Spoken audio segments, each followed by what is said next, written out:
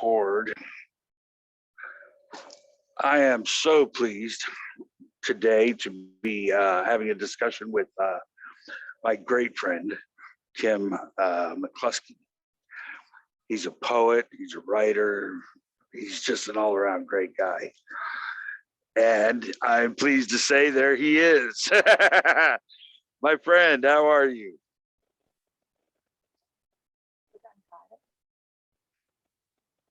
Can you hear me, sir? I can hear you good. Can you hear me, Howard?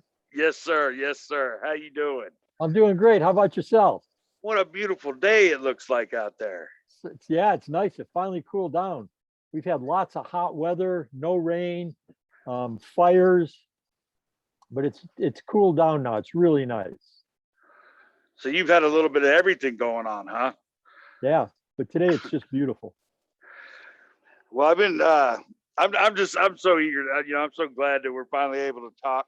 And I was just wondering, would you like to start this conversation off in any particular kind of way?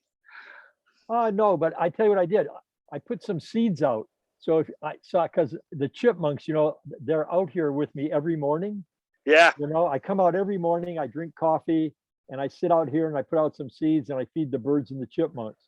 And they just always run all over.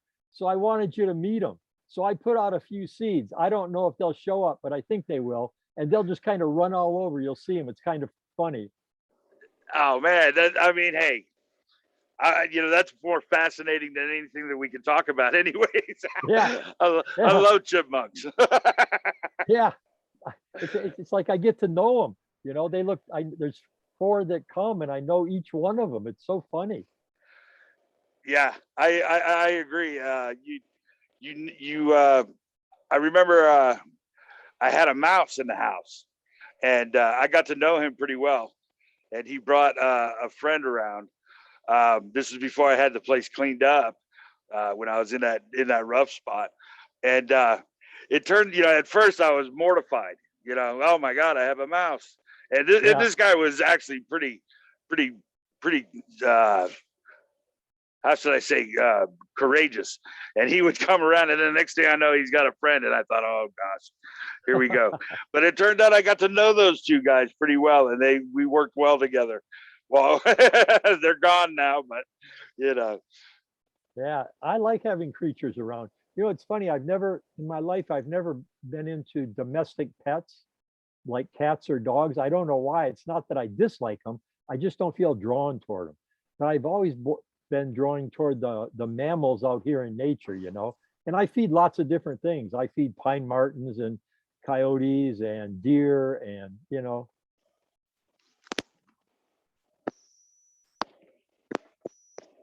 Well, are you out in the woods? Yeah. How far out? You're not in a suburb? No, I live 10 miles from the Canadian border, 10 miles outside of a little tiny town called Ely, Minnesota. Ely, Minnesota, 10 miles outside of Canada. That's amazing. So, you're looking at what, 9 months out of the year? You're kind of cool. Cold and yeah. Yeah, it starts getting okay. May, it starts getting warmer. By June, where it's good. Then we have June, July, and August. September, it's starting to cool. In October, it's back to, flannel and wool shirts, and then November, snow again. So I always tell people, I'm a winter person, and so is my sweetie Jeannie. It's our favorite season. Yeah. So for us, winter's wonderful. You see, we like being out in it. We like baking, and we like snow, and we just like 2 little kids every winter. So for us, it's perfect. But for a lot of people, I understand it wouldn't work. Oh yeah, I'm a cold weather guy myself. I can pretty much wear shorts, 10 months out of the year down here. And my landlord's the exact opposite. My buddy, he would just hear 10 miles off the border of Canada and he'd be out. No, there's no way he can do it. Yeah, I don't know what that is. It's just, it's not like you choose. It's just what you are. Some people like warm weather, and some people. My daughter loves it 90, 95. And And when it gets that warm here, I think about moving further north. Well, how did that go, by the way? You recently had a trip, didn't you? Yeah, we hadn't seen our kids in a long time and our grandkids. So we have a little RV. So we spent 6 weeks on the road and went all over the country and went and visited all of our kids and grandkids. Oh, that's And amazing. How many in total? 6 Wow. in 5 different places. So it was fun, and along the way we camped at different places on lakes and rivers and we weren't in a hurry. So whether we camped for a day or 3 didn't matter. And then we just kind of got to see our next one and we'd stay there for a while. Then we go see our next one. It was really fun. It was fun being on the road again. You kind of, for me, I kind of feel that gypsy gene again, wanting to get out and see things. Well, how many miles did you cover? I But, mean, was it all over the place? yeah, 5 or 6 thousand. Wow. Wow. How long was this trip? 6 weeks. Oh, that's just amazing. I'm so I mean, that just sounds too good for school, you know what I mean? Yeah, it was really a fun trip. It really was. I usually we go to Canada because I like Canada an awful lot. I like the people and the small towns and stuff, and I like the maritime provinces on the East Coast. But since we're locked out for a while, we had to let that go. Well, how about were you ever into skiing and snowmobiling and all that? No, I don't like. We backcountry ski. Jeannie and I go out on the lakes in the backcountry and break our own trail because I like being out away from everything. Yeah. I'm really not a motor person. Right. Motorboat, ski, anything that. But I like skiing and snowshoeing and hiking and biking and canoeing and kayaking and all those kind of things. But I've never been much for like ATVs or snowmobiles or anything that's kind of noisy. Wow. Yeah, I used to love to ride my bike. The bike's just it's for me was a perfect medium. It was great for the knees, and you just got to be out in the atmosphere rather than just driving by. Yeah, the slower you go, the more you see. Yeah, yeah. You know. The sights and the smells, all of the hustle and the Yeah. bustle. It's right there. I love it. Yeah. Well, I've been noticing, and by the way, I missed you on Facebook while you were gone. I just want to let you know. I mean, because your stuff is your book is so beautiful. What was the name of your book? Gifts of Winter. I'll tell you what. I love the entire thing is amazing. Just the setup of it. It's so easy to read and it's just so beautiful. Your poetry, just your writing is, it's difficult to explain. It's almost haiku-ish in a way, Yeah. at times. Yeah. And most of that writing happened sitting right here where I am right now in the morning.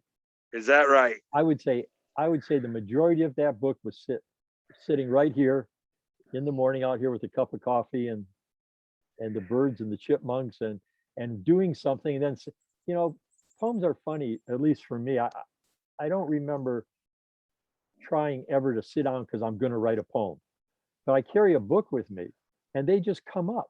They just arise out of, I'll be reading something or a thought will go through my mind. And next thing I know, I write something down. Now, Yeah. where they, it's not like there's surely nothing chosen, nothing thought about. So I don't really, I kind of look at them kind of in wonder in a way, like, Yes. and wonder. So I used to, maybe they're just coming out of the tip of that pen and I don't know it, because Yeah. you just don't know, Yeah. Yeah. I can completely resonate with that because for me, there's usually like one line that kind of comes to me.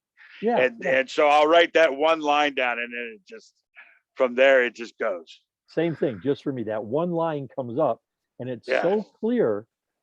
And then the rest just follows it. Yeah, that's just what happens. Yeah. Yeah. And the thing is that it's so hard, but to second guess, like when at the like I make the mistake sometimes of fiddling with it after the fact, and it just turns into spaghetti. Don't fiddle with it. Just let it be. And I always say too, you know, sometimes the well's empty. Yeah. Nothing comes up. Nothing I can do about it. So Nothing. often what I'll do is I'll take something by somebody else and post it. You know, I'll Yeah. post other things by other people. Yes. But sometimes there's just nothing there. I completely agree. The irony is when you push it, yeah, you know, I gotta say this though. The other day, I did one where I knew I wasn't feeling it, and I pushed it out the best I could. It came out real clinical, you know. It came out devoid of any real, real feeling. You know, I wasn't. It was edgy. I'll put it that way. It felt edgy, but it's there and it's okay, but it lacked that subtle nuance that that your poetry, for example. I always feel this. You're always dancing on those fuzzy lines where there, it's you can't really articulate what you're alluding to, and so the imagination has to take it from where you point. Yeah, I want to say I didn't know if you wrote poetry before, but I've been enjoying your poetry. Like I've only seen it maybe the last month or something, but yeah, I love reading your stuff. Hey, thank you, sir. That's really great for you to say. But yeah, I've been writing all my life. Just same thing like what you just said. You just got a line in your mind, and then you let the pen do the work. Yeah, I never wrote. Actually, a Dzogchen teacher and friend of mine, we've been talking off and on for years, said, Kim, you should start writing some of your thoughts down. I said, I'm not a writer, and she kept kind of saying things. And so one morning I was sitting out here reading something else, and this poem just came into my mind. So I wrote it on the back page of a book, and that's how it started. And then they just kept coming after that. That's amazing. That. I love that. And what was the young lady's name? Rita. Rita. Well, thank you, Rita.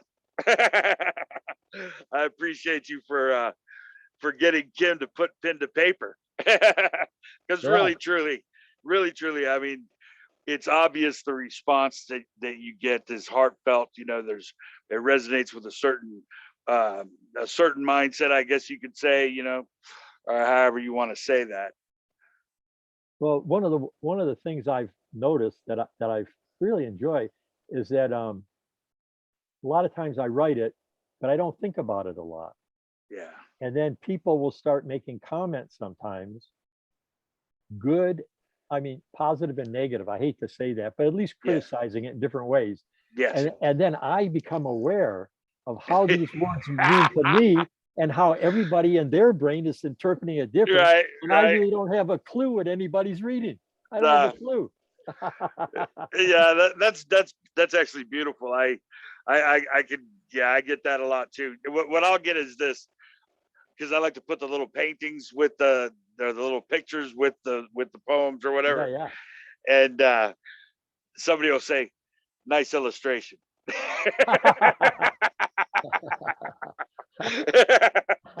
Yeah, I had a friend of mine, Olga Takats. It's just a quick story. She passed half a year ago or so, and she was really dear to me. I loved her very, very much. And but she was very, very critical, very much like a stern, almost school teacher-esque attitude towards my work. And she would not give out compliments easily. And she would say stuff like that, nice illustration anyway, Howard. But anyways, she asked me for a poem I had written that evening, and it's the first time that she'd ever done it. She shared it. And she asked me if she can use it, and wanted me to sign off on something. And when I went to her site to do that, she had passed. Oh, wow. Yeah, it was that night. Like Wow. Like the first, it wasn't, the first compliment, but it was confirmation that I love your work or whatever. She really was complimenting. She wanted to use it. And yeah, she passed away. It's one of those kind of things where, Oh, yeah, it's one of yeah. those stories. Wow. How Yeah. long has it been? Yeah, it broke my heart. Yeah. Wow. Yeah. Life can be that way, touching in so many ways. So many ways. Wow. Hey, you want to meet one of my chipmunk friends? Yes, Let perfect me, timing. oh, I don't,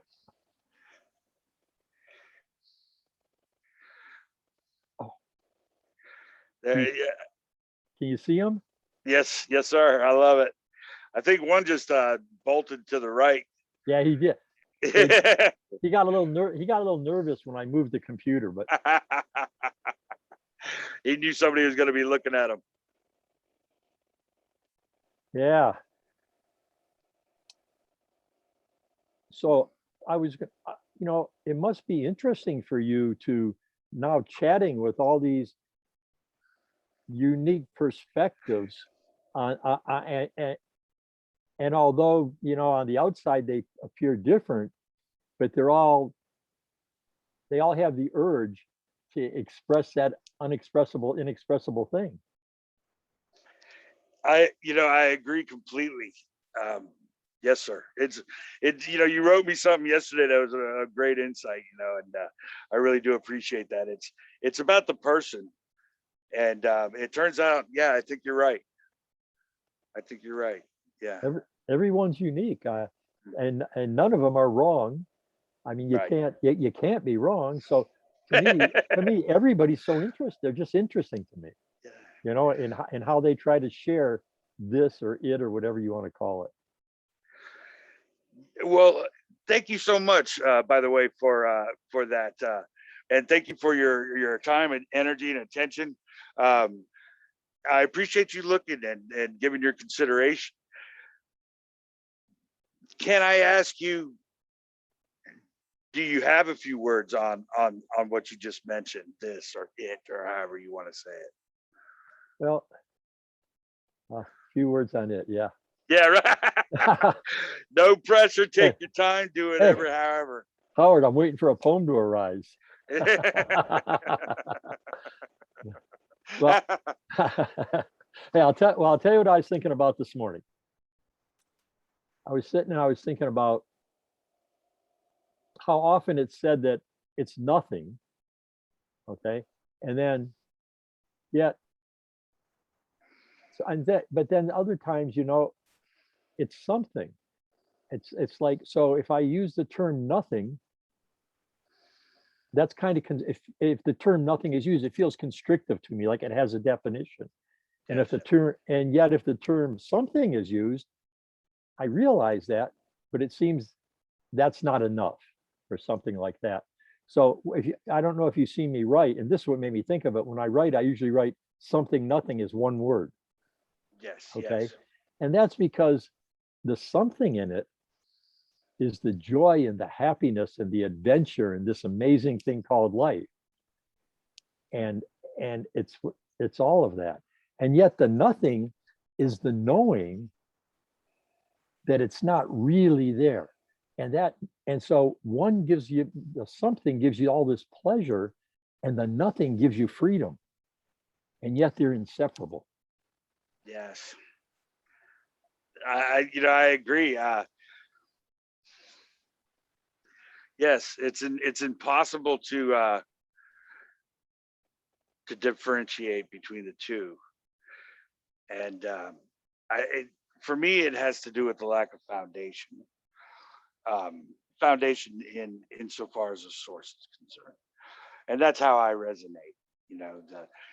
The lack of foundation can be, pardon the pun, but shaky for some.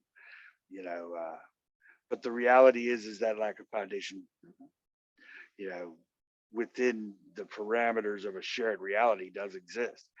Um, so that something appearance has no foundation insofar as the story that it tells. Yes.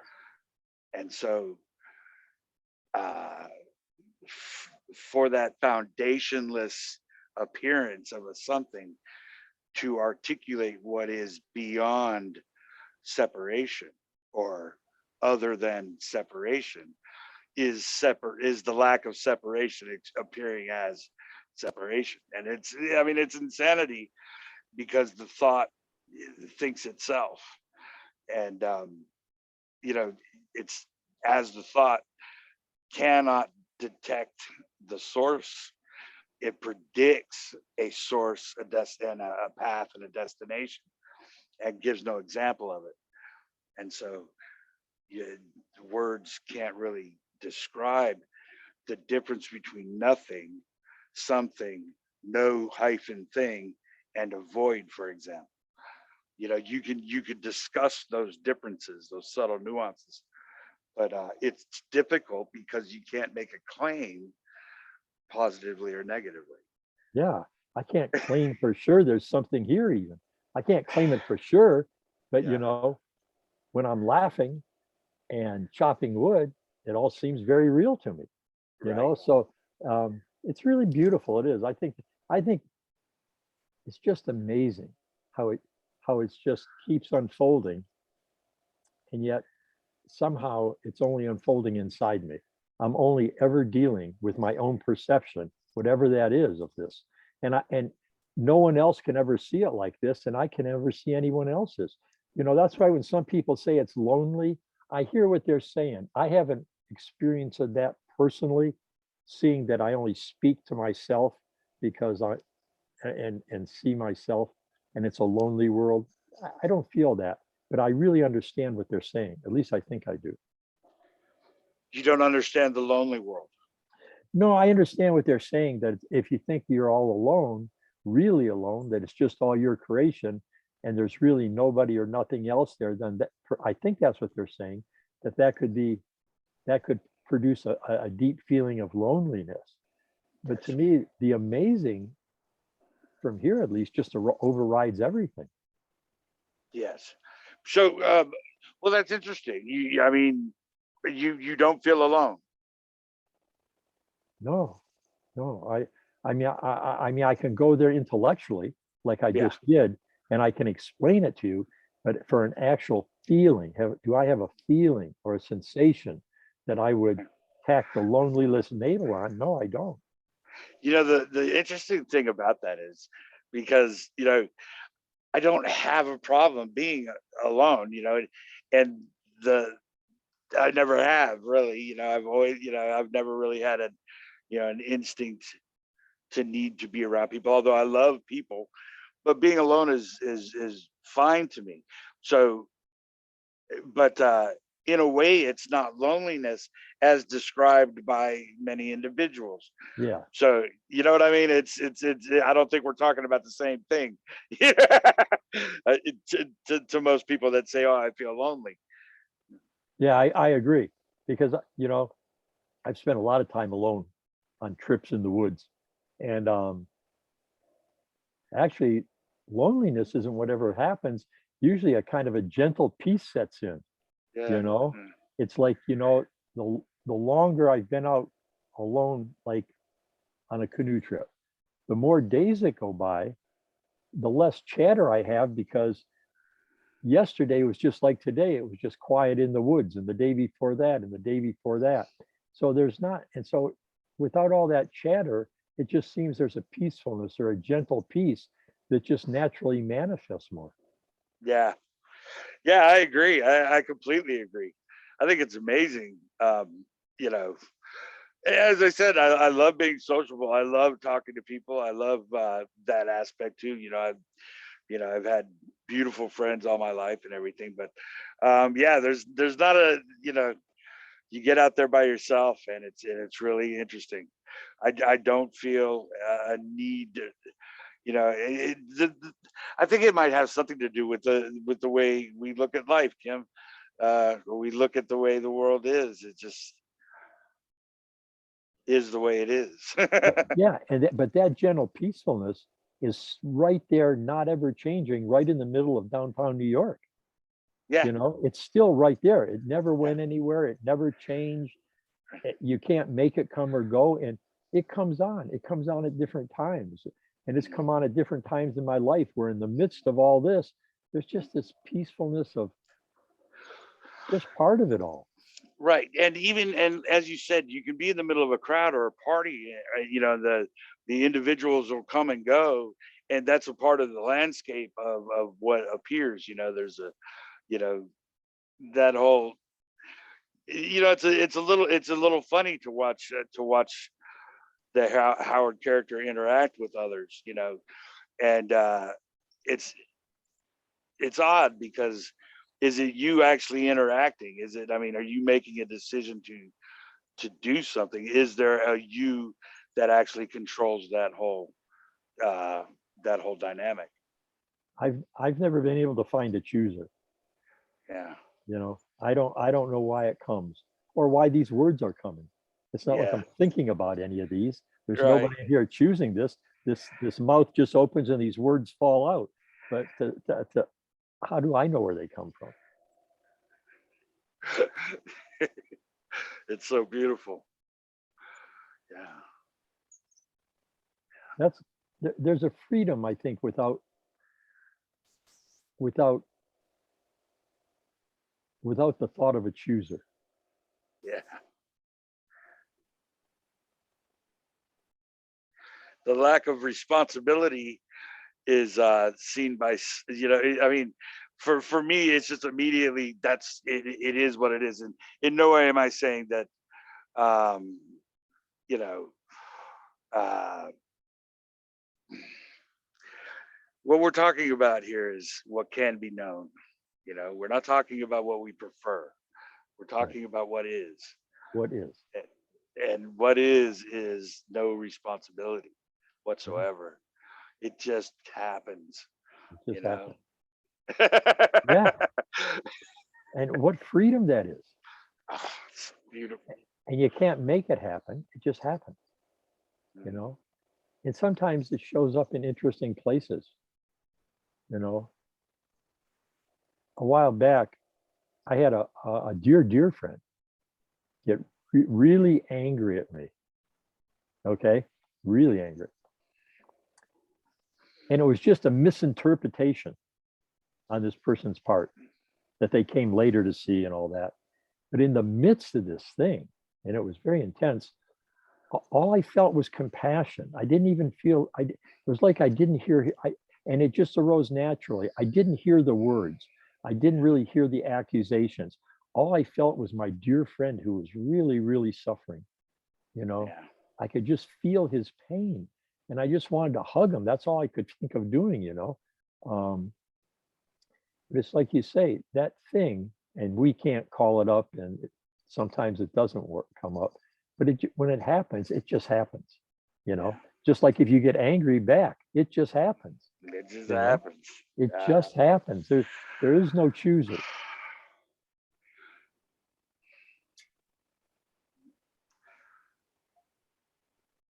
Yes. And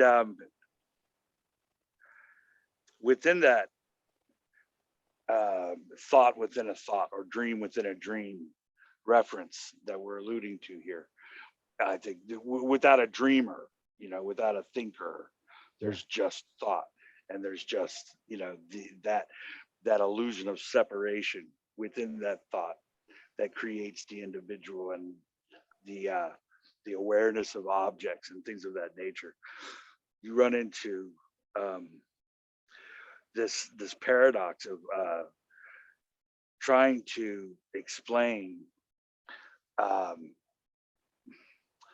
what cause and effect is essentially, ultimately, without having the example and or the capacity as a thought or as an appearance to describe what is happening. It's just it's or what appears to be happening, yeah, you know and to reach beyond that duplicitous or dimensional thinking. um you know it's so simple and yet impossible to say. You know what I mean. It's just yeah, so yeah. perfect, but it's impossible to articulate. You can Right. only Yeah, you end up actually doing, you're reaching and you're like, why, what am I reaching for? It's hilarious. Yeah. You know, You know, yeah, I've had the same thing happen when I wanted to try to write something. yeah, So, and yeah. as an experience happenings, or there's a happening, I could call it. There's just a happening. And I go, wow. And I pick up a pencil and paper and I can't put a word down because I can't grab it. I can't touch it, you know? Hey, let me ask you a question, Howard. One of the things that I always, my mind, or this mind struggles over is when I hear things like it's an intelligent universe Mhm. or there's no purpose. I mean, when I hear those terms, I can understand that intellectually. I can understand what their view is, but to me, that those statements can never be more than an opinion because I can't see a way that you can know that. Well, yeah, I mean, it's impossible to know. I mean, it's impossible to make the claim in my, guesstimation. I would say that is, you know, that is kind of what I was alluding to, in that the thought of, or the appearance of an individual can't articulate what's happening because it doesn't have the example of it.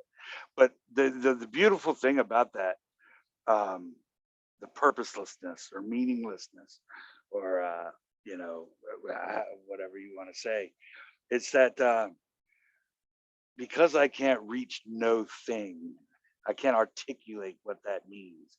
Does Yeah, not mean that it does not exist, quote unquote, in some capacity. You right, see what I'm saying? right. But to say a claim one way or another for me is, I'm just a thought within a thought, a dream within a dream. I have no foundation to make any such assumption.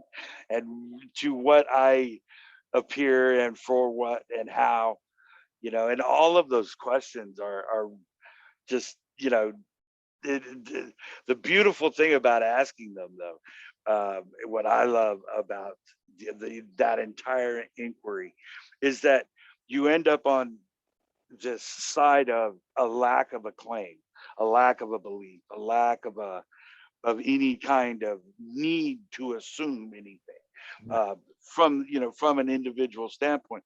And then you have, people I've run into that, want to make a claim out of nowhere, that, like, say, it's obvious that I am here now. Okay, you are here now means absolutely nothing to me, because I'm not here now. I don't know what that means. What does, yeah. you What know? does that mean? I have no idea what that means. I mean, it there's no future, there's no past. The lack of assumption sees be, it's beyond that archaic, basic understanding of the thought, assuming its foundation, but not wanting to explore the actual meaning of what you're saying, or what the self is saying, and what there's this like little circle goes around mind, that it just kind of validates itself unless you look. And when you look, you see there's really no validation for self. It's just a story, that a mind tells about a brain. Okay, and so you get into this, and to a self, but the self as consciousness can't be uh can't be validated or verified, or objectively known. And so to make a claim from that positionless position is ludicrous. So for anyone else to tell me that it's obvious that you're here now means absolutely nothing. The claim is baseless. And so that argument goes from the claimless to a claim that just like a bird chirping in a tree. It means Yeah, nothing. yeah. I agree. 'Cause Yeah. those concepts, when at least when they're heard from here, there's often a feeling of constriction with the concept. Like like it's like a concept is actually closing the openness of all this stuff coming in. And so concepts are kind of funny. I like what Nancy calls it, echoes inside of echoes, or echoes of echoes. When she Yes. uses that term, I really like that term. Yeah. She comes up with some beautiful lines. Oh, now there's another one you want to talk about, just like coming up with. I mean, she's been, I think, I talked to her yesterday. We had a little bit of technical issue. So it was a short meeting. It was only like 36 minutes, but I'm going to talk to her again next Wednesday. And, I think I'm, starting to get to a place with Nancy, at least audibly, um, where we could talk much like we write. Like you come Yeah, up with a line and just start yeah, yeah, ripping. yeah, Yeah. yeah. Yeah, that's great. That's great. Yeah. Kind of like what I'm feeling with you now, sir. Yeah, yeah. I like her stuff a lot actually, but she comes up with some of the greatest lines, and yet it's wrapped in kind of this abstract journey where there's nothing to grab onto is what I like. The more people try to compress things, there's more to try to understand and pull apart and catch onto and interpret and label and all that. But her stuff's kind of loose and flowing. And then Yeah. she just slips in one of these lines that you just go, wow, you know? And I really enjoy that. Yes, I love the way her awakening story ties into she just started writing books. I mean, she's written 9 of them. So, Yeah, I mean, just keeps it coming, yeah. it's Wow. beautiful. It's so Yeah. it's like this unending prolific river. She writes so much. She's Yeah. so prolific, and it just falls out of her. It's just amazing. Yeah. I remember years ago, 2, 3 years ago, somebody asked me, where should I start with Nancy's book? I say, I just pick a place and start, because it's essentially it's just one stream, Yeah, and you just open it up and start reading much, and you'll get lost in it wherever yeah, you pick it up. Yeah. yeah, yeah. Much like your stuff. And by the way, now this is something that I like, that I wanted to speak to you about. Um, uh, in regards to your style of writing, as you said, or I might be backtracking a little bit here, but it's the imagery with the lack of words. I mean, you don't try to articulate it so much as you just paint a picture. It's something that I don't have that skill, generally speaking. I try to talk much, but or whatever. Your style is more. I want to say almost Asian, in Japanese, like haikuish, and like that. It's really subtle. Is that the way you've always written? Yeah, I've never written long things.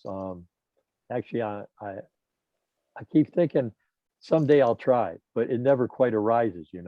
But almost everything I've ever written has always been, and like I said, I've been doing that only maybe 4 or 5 years, and it just comes Really? up like that. Yeah, I never wrote any poetry or anything before that. Is that right? Yeah. Well, So please go ahead, sir. I was going to say, it's just, it's like, it's just in the moment. It's just a few words trying to grasp the happening of that moment. Most of the things I write about are happening right then. And there's just a few words that come up to try to express that feeling or that sensation or that color or that sound. That's how it arises. It's usually just stimulated by whatever's happening. I loved one in particular.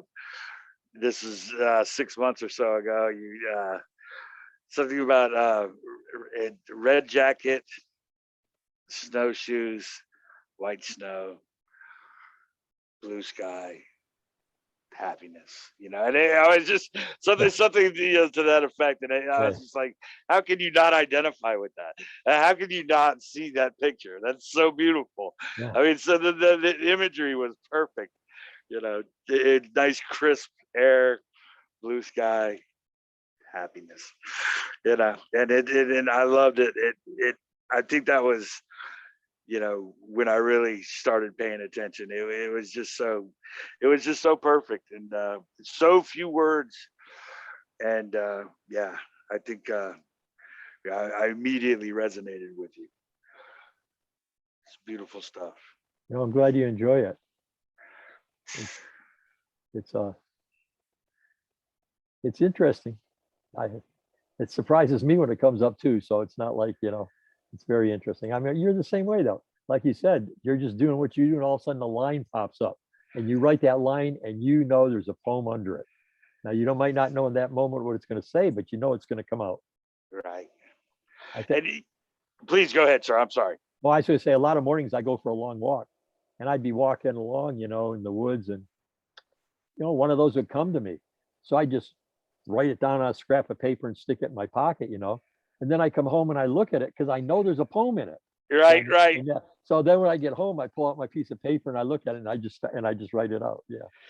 How about the I love the connection when you, like, when I put something out that's a little bit, I mean, you never know what any kind of reaction will be, but generally speaking, you're putting yourself out there because it did just come out, and it's something that you just love. You see it, oh my gosh, this is amazing, and you resonate with it. You put it out there, and you're it's like, I don't know how people are going to receive this.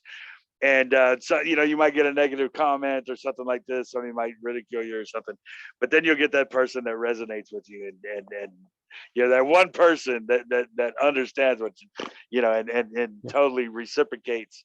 And Yeah. it's That's cool. yeah, it's please, sir, go. I say the one I always wonder about though, Howard, is the one that doesn't, the one that makes a comment that is so far out from what I thought it was saying that sometimes I have to think, wow, okay, what are they criticizing? How are they seeing this? Because it's so different from what I thought the poem was saying. Those are the ones I find interesting because their interpretation, their how they interpret the words and stuff is just it's really quite fascinating. I it makes me think of something I yesterday. I was invited to a group, and I just assumed it was like-minded people, and I got invited to, hey, come on in. Hey, how you doing? Go ahead, and I just laid out some lines. I just started talking, and I was, all of a sudden I was like, there was crickets, and I looked around, all of a sudden people are, leaving and laughing and scoffing, and just Yeah. very much, yeah, it was weird. And I suddenly realized I'm in the wrong group. You know what I mean? Or I've been invited to the wrong group. But the person that invited me, I had good intentions. It was odd though that the one of the people, the main people there, was very much like that, very very critical, and very very very closed, and extremely cynical, and just it was odd to me. The purpose of communication and having a group is having a discussion, and I thought I was in that place where I could write a little poem, or hey man, this is who I am, Joe invited me or whatever, and who I am. That's funny, but yeah, I was met, and it turned out that there was psychiatric. It was something having to do with some kind of psychiatric, aspect, genre. The young lady that was running it, and so we immediately had this class, or like but it wasn't just me. I mean, it was, she was very domineering, and this weird. It was just a weird thing. Why would you host a meeting and be so cynical to everybody? And then to say that, oh, if she told me that if I had said what I had just said in her office, that a psychiatrist would probably, at least put me on medication, or have me committed in some way, and I thought, well, that's that's because you don't understand what I'm saying. That's right.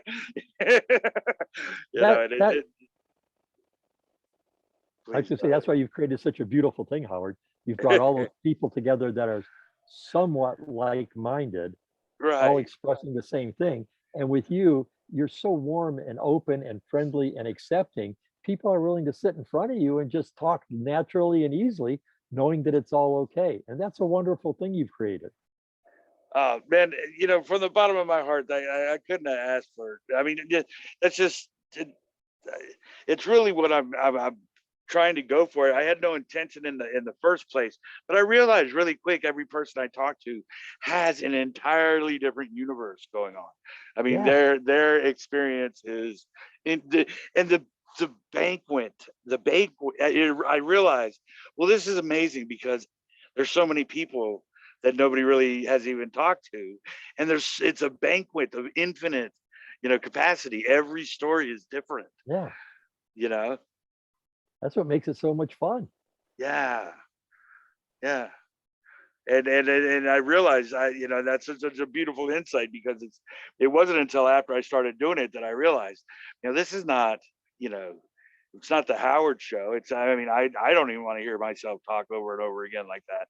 But I mean, but each person that I speak to truly is their own entire tapestry of a story. It's amazing. Yeah. Yeah.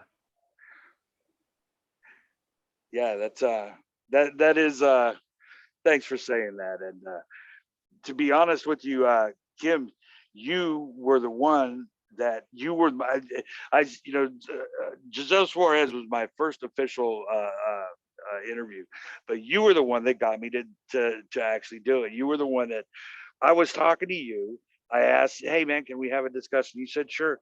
And we get on there and I'm on there for like 20 minutes and you say the something that got me to leave real fast. You said hey, you ought to do this. You ought to just interview individuals and you know, and, and I said, oh, well, who would want to talk to me? And he's, well, why not ask? And I said, well, hang on. And I thought about Giselle, and I said, well, hang on. And I just basically said, okay, I'll see you later. And I went and immediately asked Giselle, and she said yes. And it went for, and then I said, you know what? I'll ask Andreas Mueller, just because he's my favorite, and why not? And we talked once before, and he was very nice, very kind and accommodating, and he was uh, uh, incredibly available for discussion. When I asked him, he got back with me in a couple of days. Sure, let's do this, and that's what got it going. That's the truth. It was you said that, and something just clicked in my head, and I was like, well, I gotta go, and it was like bam, and I was out the door, and that's what I went and did. You got me doing it. Yeah, Well, it's thank you. it's turned out good.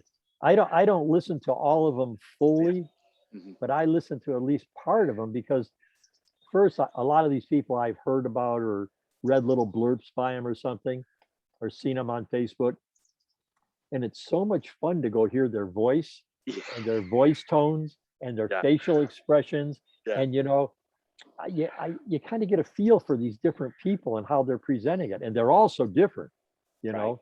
But to me, they're all so interesting. I agree, and the interesting part about these creative individuals, mostly who I speak to, are very creative.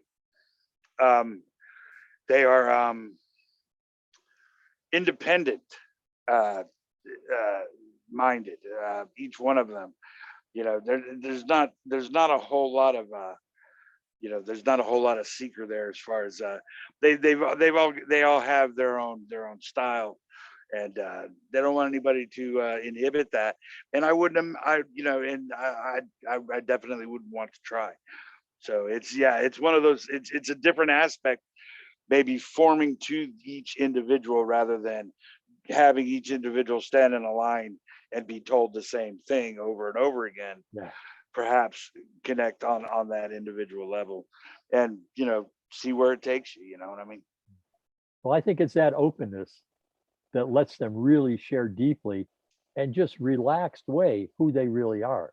They're not trying to do something or trying to say something. They're just hanging out with Howard and chatting. And it's a very comfortable feeling. Well, thank you so much. I mean, that's awesome, and that's really how could I ask for anything more? I mean, honestly, And I've said some things that I never really wanted to say out loud. Like I knew I would be here. I say that, and it's kind of one of those things where people say, ah, that's ridiculous, this and that, and it's not. It's really affirming. People ask me why I'm so happy. And I've always been kind of I've always been happy, anyways. But you know, the funny thing is that I'm bedridden and all this. But people ask me, why are you smiling all the time? Why are you so happy? And I'm like, well, it's almost affirming. Like I knew I would be here, and here I am talking to people around the world, and somehow I knew this would happen, and but I didn't make it happen. It just kind of happened, you know. Yeah, yeah, Um, and it's so strange how this is playing out, and no matter how that's something that I'm putting myself out there a little bit, but it's the truth of my story. What can I say? It is yeah. what it is. I And saw I it think, way before it happened. Yeah. yeah, and I think it's so cool that there's all these people from all walks of life and all cultures, all over the world, like you said, all willing to speak about this, whatever you want to Yes, call it, or yeah, whatever. and because for whatever reason, there's an urge. They can't be defined. I mean, there's an urge for this to happen. It just pulls, it just manifests or something. But I love it that it's worldwide. There's something about that that just feels good. I, the funny, yeah, I totally agree. And I spoke to I spoke to Wadi from, he's an 18-year-old kid in Afghanistan, and he's definitely it's so beautiful to see the world through his eyes. 18 years old, he's a kid. Oh, He's like hungry for philosophy. I'm going to speak to him again this afternoon, and he's it's just so amazing to watch it play out. yeah, Yeah, yeah, that's awesome. yeah. And then there's so many so many friends that are so kind, and yeah, and each one of them um, having their own take. And then when you get into people that understand, the I love the hardcore, I'll say, unconditional non-duality, the unconditional non-dualist, that understanding Yeah, of it's just this, and getting into that, I mean, yeah, Rajiv the other day, and Dev, and yeah, everybody's got their own. It's so beautiful. Thank you. Yeah, yeah, Amaya, yeah, everybody, Walter, all of them. It's Joe yesterday, Joe Haas, Nancy. Everybody's got their own take. yeah, It's so beautiful. yeah. That's what I love, and that's why I appreciate what you do, because I love going in and hearing them, hearing, not reading their words or stuff, but just going in and hearing who they are, whatever that is, and I really appreciate all their stories, and I appreciate their sharing, willing to share out in the open about how they perceive it. I think that I, I just don't think we can ever criticize anyone for trying to share their beliefs about this, because each one is so unique. Yes, yes. And how could I? And that the ultimate thing is, that's the most beautiful thing about it is I'm not in a position to do that. There's how could I tell somebody what is and is not? I can describe what appears from here. I love this paradox. I know you warned this one out, but just if I may ask you, you know, how do you feel about that? The paradox of losing yourself, um, kind of enlightening the story of self or whatever. But so you're not the self as you appear in time and space, but yet the self appears as the totality of existence, experiencing this, just this. I think when it, it was seen that the mind It was really creating the body. I mean, it was just saying it was this or that. And I realized that what I called my experience was just an interpretation. It wasn't a truth. See, truth never entered into it. This was just all of an interpretation. Then there was less to hold on to, and it seemed to become lighter and more open, and there was just a change. But then again, like you say, nothing ever changes. But it just seems when it went from knowing it's just an interpretation, it's not a truth, and then it made it easier to not hold on to anything because I couldn't find truths. I couldn't find something that I knew was a truth. Over and over, when things were looked at, the answer always comes up the same. I don't know. I don't really know that's a truth. I don't know really that what anyone says is a truth. So I just think that letting go of everything, just as this subjective interpretation is all it is. It made it easier not to hold on to things and let that openness happen. Yeah, and that's the only way you can do it, isn't it? It's a paradoxical letting go of the idea that you're holding anything. Yeah, and it's always so paradoxical. My favorite one is is saying knowing and not knowing. I say, oh, I don't know, but there's things I go do. It seems I know some things, but it still seems always my interpretation of them. Yeah.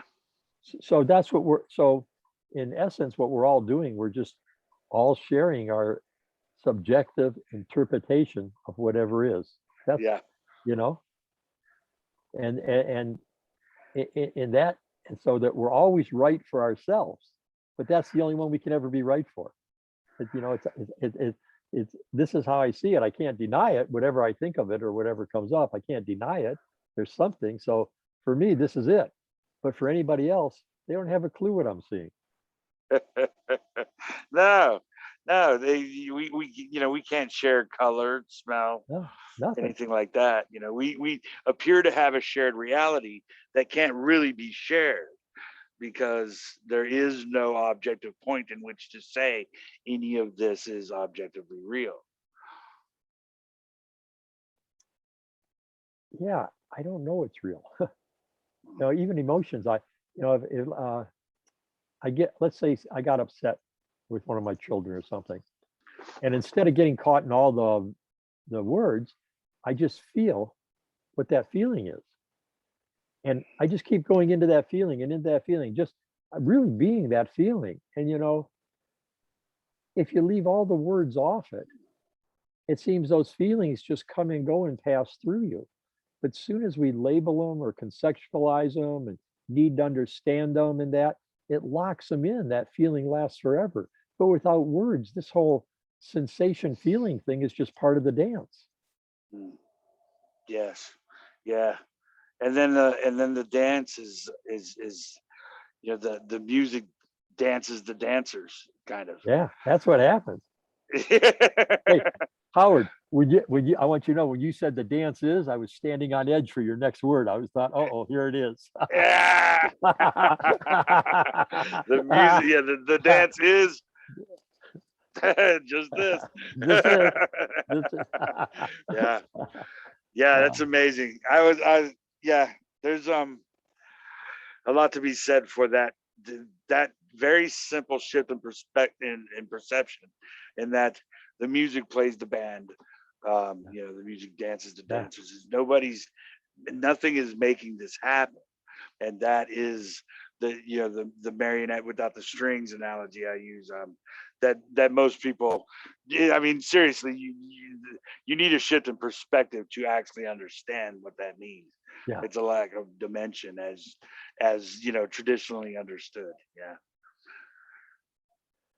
Well, Howard, I hate to bring it up, but it's about time for me to go because I'm just borrowing my partner's computer because mine crashed and she has an appointment. Well, tell her I said thank you very much. And this has been amazing. Kim, I hope we can do this again sometime. And I think you're You're amazing. I would encourage anyone to check out Kim's Facebook page and look at his writing and check out his book. And I'm just so grateful for your time, sir. Hey, Thank you. fun talking to you, Howard, and keep up the good work. I really appreciate you, Kim. Hopefully we'll talk soon.